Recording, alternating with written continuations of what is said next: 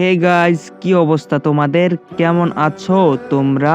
কি হয়েছিল 5 বছর আগে গল্পের পার্ট 4 নিয়ে চলে এসেছি। তো যারা যারা চ্যানেলটি এখনো সাবস্ক্রাইব করেননি, চ্যানেলটি এখনই সাবস্ক্রাইব করে দিন। তো চলুন গল্পটা শুরু করি। এটা বলার সাথে সাথে তোর ভাবির হাত থেকে খাবারের প্লেটটা পড়ে যায়। আমরা তেমন কিছু মনে করিনি।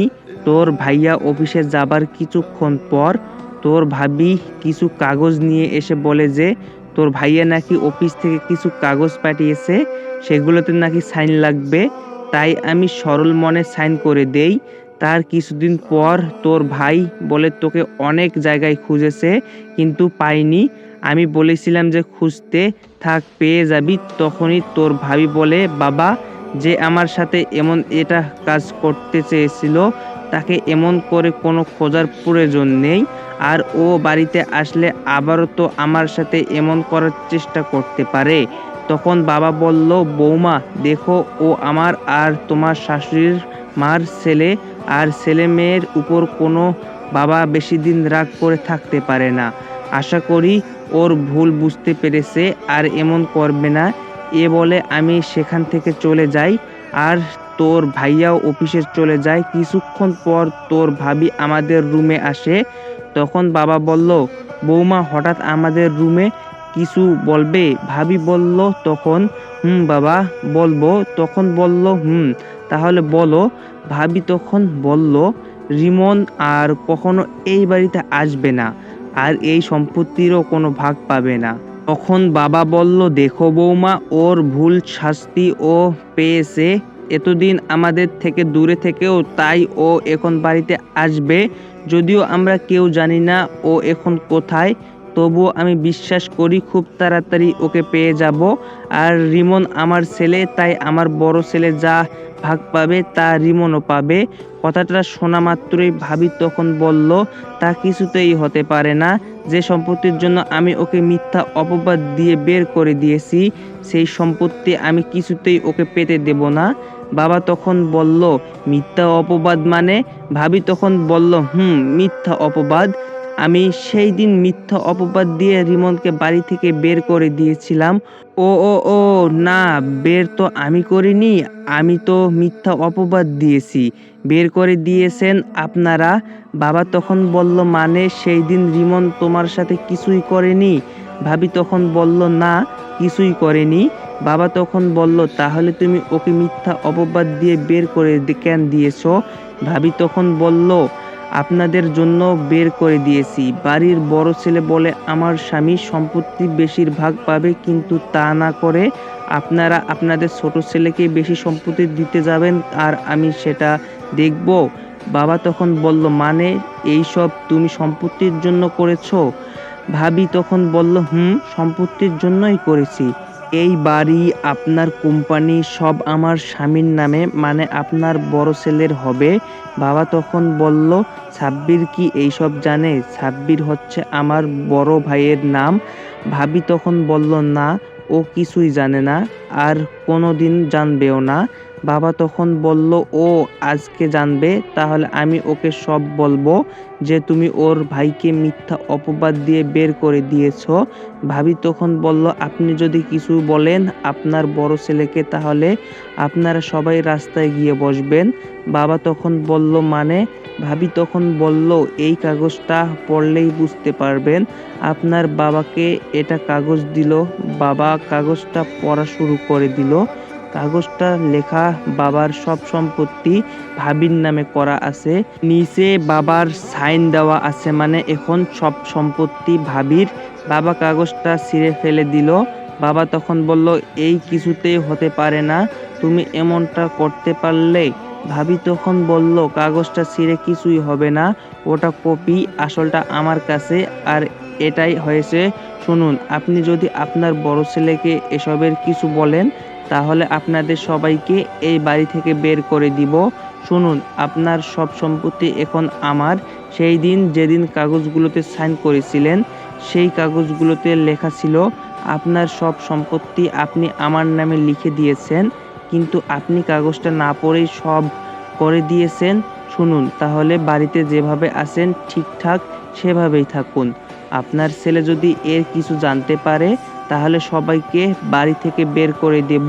আর আপনার বড় ছেলে আসলো বলে তখন আমি বললাম, তুমি চিন্তা করো না বাবা, তোমার সব সম্পত্তি আমি আবার ফিরিয়ে আনবো আর ভাবিকেও তার এই পাপের কাজের জন্য শাস্তি দিব। তখন রুবিনা বলল, তুমি এখানে আর আমি তোমাকে খুঁজতে। তখন আমি বললাম, এই তো এখানেই যাব। বাবা তখন বলল, তাহলে আমি এখন যাই। তখন আমি বললাম, আচ্ছা আমি আর কাল এখান থেকে চলে যাব। বাবা একদম ভাবির থেকে তোমার সব সম্পত্তি নিয়ে বাড়িতে আসবো। রুবিনা তখন অবাক হয়ে বলল, বাবা মানে বুঝিনি। তখন আমি বললাম, এই আমার বাবা। রুবিনা পা ধরে সালাম করলো। তখন বাবা বলল, বেঁচে থাকো মা। বাবা বলল, আমি এখন যাই, তোর মা আবার চিন্তা করবে। তখন আমি বললাম, আচ্ছা ঠিক আছে বাবা। তারপর বাবা চলে গেল। আমি আর রুবিনা নিজেদের রুমে এলাম। রুবিনা তখন আমাকে বলল, বাবা কি যেন তোমাকে বলছিল, কিসের সম্পত্তি যা ভাবির থেকে আবার এনে দিবে। তখন আমি বললাম, তাহলে শোনো। তারপর রুবিনাকে বাবা যা বলেছে সব কিছুই খুলে বললাম। রুবিনা তখন বলল, তোমার ভাবি সত্যি অনেক খারাপ কাজ করেছে। এমন মানুষও হয়? তা তুমি বাবার সম্পত্তি আবার কিভাবে ফিরিয়ে আনবে? তখন আমি বললাম, তা দেখতে পারবে ইনশাআল্লাহ, আমি কিছু একটা করব। তারপর দুজনে ঘুমিয়ে গেলাম। পরের দিন আমরা আমাদের বাসায় চলে এলাম। বাসায় এসে রুবিনাকে বাসায় রেখে আমি আমার কোম্পানিতে চলে এলাম। তারপর কোম্পানিতে এসে আমি সবাইকে ডাকলাম আর ডেকে বললাম, সব কোম্পানিদের বলে দেন অন্য যে কোনো কোম্পানিতে আমি ইনভেস্ট করতে রাজি। ম্যানেজার তখন বলল, কিন্তু স্যার এটা কি করে হয়? তখন আমি বললাম, কোনো কিন্তু নেই, যা বললাম সেটাই করো। ম্যানেজার তখন বলল, ওকে স্যার ঠিক আছে। 5 দিন পর আজ আমি যাদের কোম্পানিতে ইনভেস্ট করব সবাই এখানে আসতে বলেছি। এখানে বাবার কোম্পানিও আসছে। বাবার কোম্পানি থেকে ভাবি এসেছে, কারণ ভাইয়া অফিসের কাজে দেশের বাইরে গিয়েছে। তারপর সবার শেষে ভাবিকে ডাকলাম আর ভাবি তখন বলল, আসতে পারি? তখন আমি বললাম, আসুন। আমি অন্যদিকে তাকিয়ে রইলাম, যার জন্য ভাবি আমার মুখ দেখতে পারছে না। তখন আমি বললাম, আমি দুঃখিত, আমাদের ইনভেস্ট করা হয়ে গেছে, আর করব না। ভাবি তখন বলল, আমাদের কোম্পানিতে ইনভেস্ট করলে পরে আপনাদের লাভই হবে। তখন আমি বললাম, দেখুন আপনাদের কোম্পানি অনেকটাই অচল হয়ে গেছে। আপনাদের কোম্পানি আমার কোনো বিষয় ভিত্তি ইনভেস্ট করব। ভাবি তখন বলল, আপনারা ইনভেস্ট করলে আমরা সেই টাকা দিয়ে কোম্পানিতে নতুন নতুন জিনিস তৈরি করব, আর সেই নতুন নতুন জিনিস বিক্রি করলে আশা করি অনেক লাভ হবে। তখন আমি বললাম, দেখুন এটা বিজনেস, বিশ্বাসের আস্তানা। আমাদের ইনভেস্ট নিতে হলে এই কাগজগুলোতে সাইন করুন। ভাবি তখন বলল, কাগজে কি লেখা আছে? তখন আমি বললাম, আপনার সঠিক সময় ইনভেস্ট পরিশোধ না করলে আমরা আইনি ব্যবস্থা নিয়ে আপনাদের কোম্পানি আমাদের হয়ে যাবে। ভাবি তখন বলল, আচ্ছা। তারপর ভাবি আমার কাছ থেকে কাগজটা নিয়ে সই করে দিল। তখন আমি বললাম, আপনি এখন যান, আপনাদের অ্যাকাউন্টে টাকা চলে যাবে। ভাবি তখন বলল, ওকে। তখন আমি মনে করেছি কাগজটা না পড়ে সাইন করে অনেক ভুল করলে ভাবি। ভাবি কাগজটায় আমি যা লিখেছি ও সব কিছুই লেখা ছিল না। কাগজে কি লেখা ছিল তা আপনাদের একটু পরেই বুঝতে পারবেন। তারপর ভাবি চলে গেল। আর ভাবিকে দিয়ে যে কাগজটাতে সাইন করালাম সে কাগজটায় লেখা ছিল, যদি সময় মতো ইনভেস্ট করা টাকা না পরিশোধ করে তাহলে তার সব সম্পত্তি আইনও তো আমার হয়ে যাবে। তারপর ভাবিদের ইনভেস্ট করলাম আর অন্য একটা কোম্পানিকেও ইনভেস্ট করলাম। ভাবিরা যে জিনিসগুলো তৈরি করবে।